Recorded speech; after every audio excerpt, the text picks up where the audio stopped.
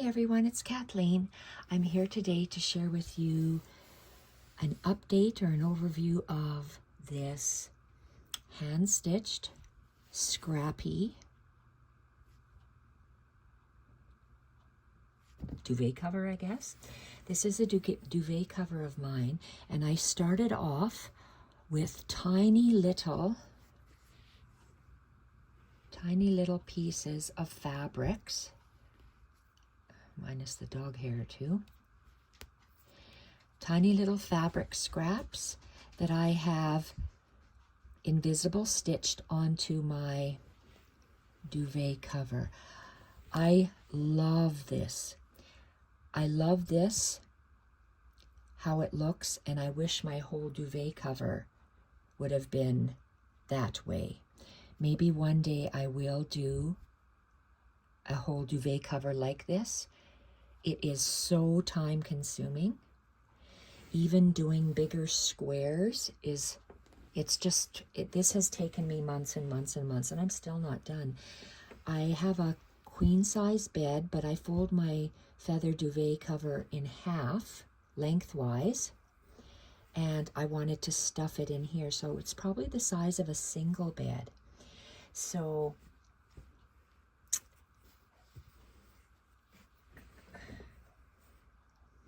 I guess I'm sharing with you my thoughts, the thoughts that it can be done all sorts of ways, whether it's done by little scraps or big squares to make your fabric. And I started off, one viewer asked if I could show how I do this. Well, let's see. Maybe I can, maybe I can't. This is the duvet cover. This is the top, as if I would be snuggling in bed like this. So this is the top of my duvet cover. It's folded under, and this is the bottom. So my feather duvet down quilt would go under here. See, this is plain white. I started off with this plain white, and this is the top. So my feather duvet would be going in here. This is the bottom. And as we scroll up, sorry for knocking the camera off.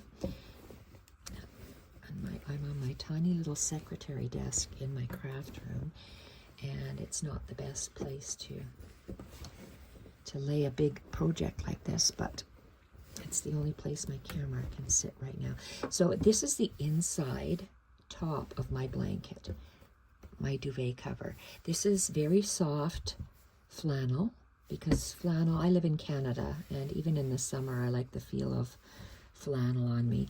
And this is the running stitch, or the cantha stitch, that I'm getting bored of doing already, but this is what the inside of my my duvet cover. So this is the end, one end. This is one end, that's the top. I'm sitting in bed and I'm covering up like this with it.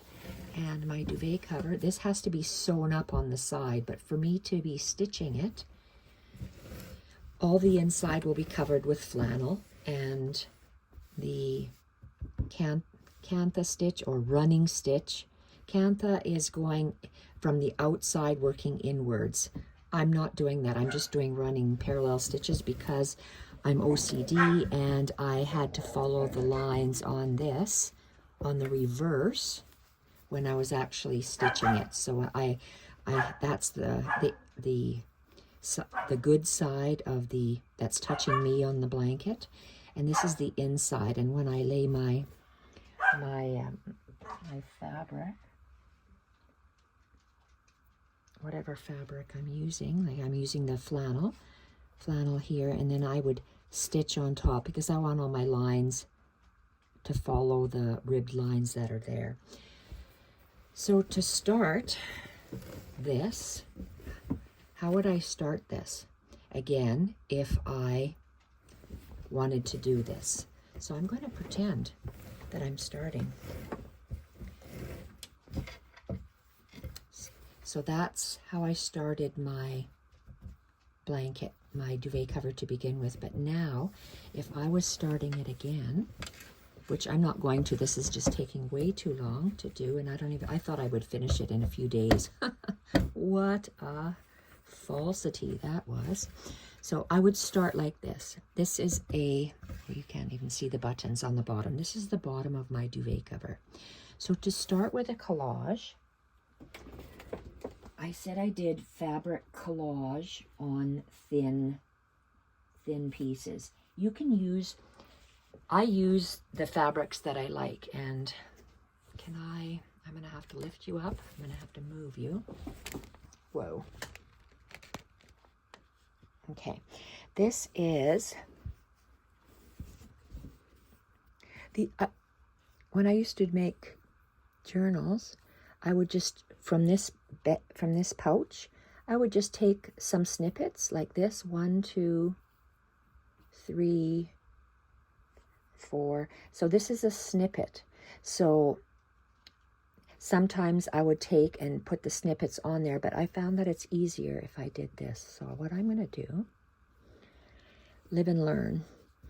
Okay, you can take bigger pieces like this or smaller pieces. So you see how I have quite a selection of little bits, things and stuff in here. So I'm going to start off with let's start off with just the little pieces, because that's actually what I do. So let's go with the little pieces. And this would take me forever to do.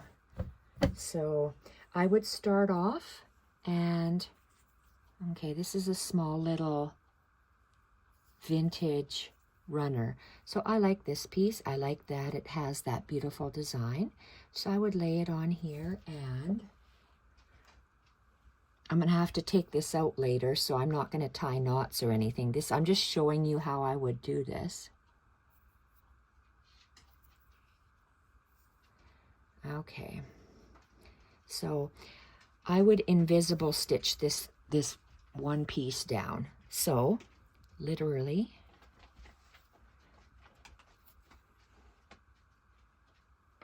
okay, this is invisible stitching. Big stitch in the back, little on the front. And I'm showing it to you in blue, so maybe you can see it. Little in the front, big in the back. And I'm going back. It's a back stitch. And I would do this all the way around. That's why it takes a long time. There's basting, and then there's top stitching. So that's what takes you forever. But if you like it, if you like doing it, the result is beautiful. So that is, I'm going to just cut this off for now, because I'm just showing you. Really terrible scissors there. So it would be, this piece would be invisibly stitched all the way around. I would use white. If my background is white, I'd use, well, if this piece is white, I'd use white. If this piece was cream, I'd use a cream thread. So let's put a second piece down.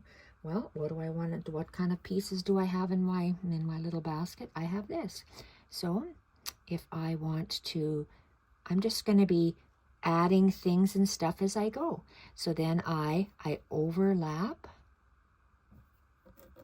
that. And do I care about this edge? No, because later on I'll do a blanket stitch around that, or a satin stitch or something. So again, I just do the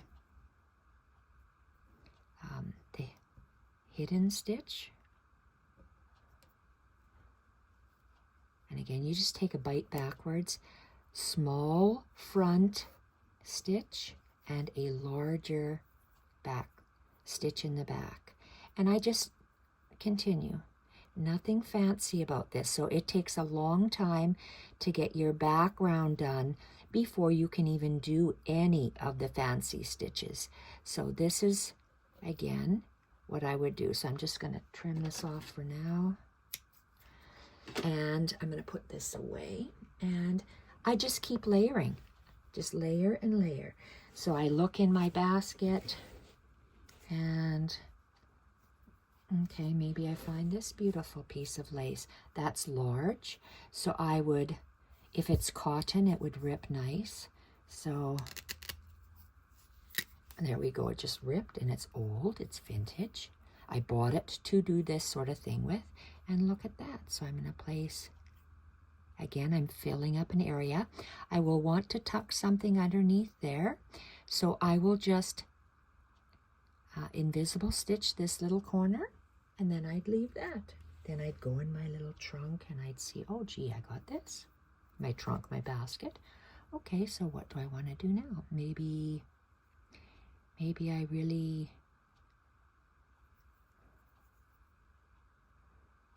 who knows what I want to put where, but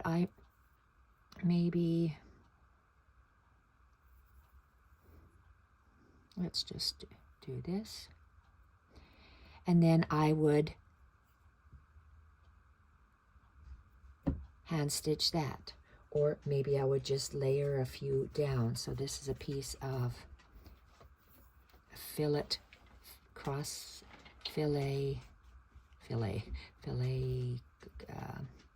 crocheting. So maybe I want to put that in here.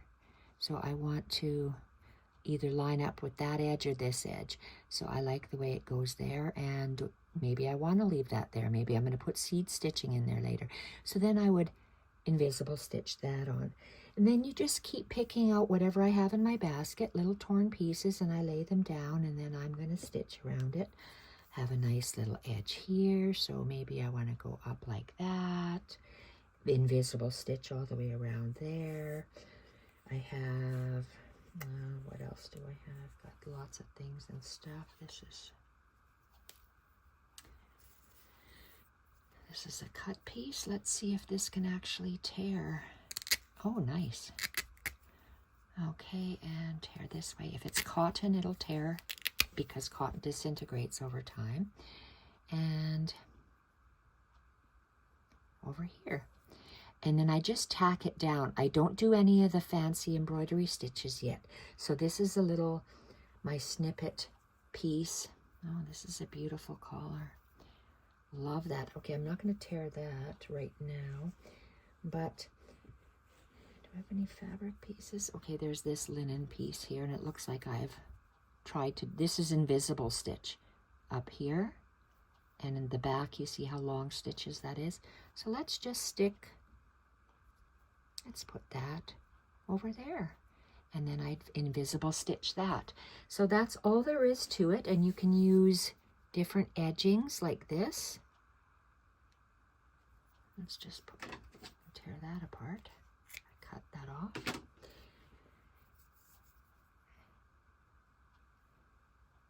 And there we have it. Or maybe I might leave it. I don't know what I would do, but you can just place these little pieces down, and I'm going to move you closer. And that's all there is to do this kind of stitching. It takes forever.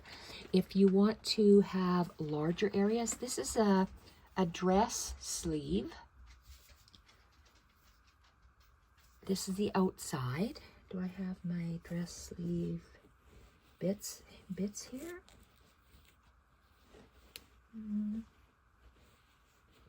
Don't think so. Okay, so I would,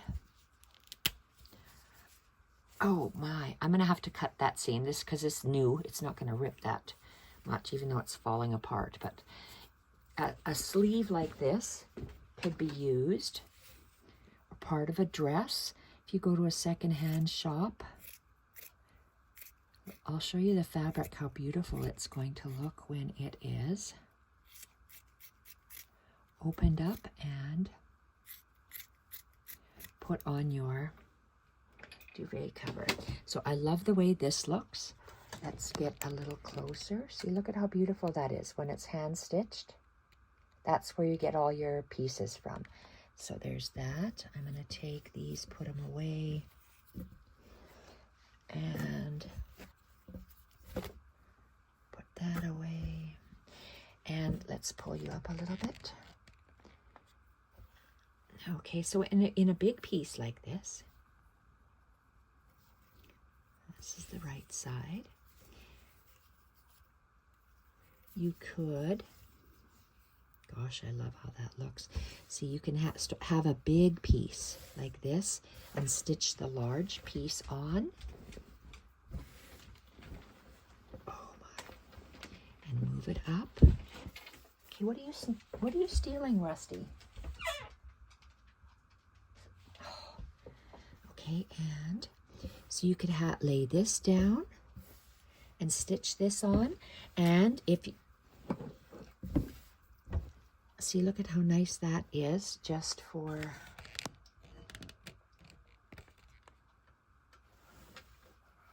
and this bottom lace is so beautiful. So with something like that, you can either leave that on and you can start to add pieces on top of this and just stitch them on. So it's the more tiny ripped pieces you have like this, the more things and stuff you have to play with. So again, it's just overlaying it, and you get the lace on the bottom, then you get this beautiful stuff. Maybe you just want to have a strip of it or a portion of it, but that's all there is to doing this. And I'm stitching on an old duvet cover. It's so soft. So that's all there is to it. So I hope that clarifies how to do it. And this was, okay, I went from dark to lighter, and I'm not as fond as that. Where's my tiny little stitches? This is what I'm fond with. My eye prefers these small bits that are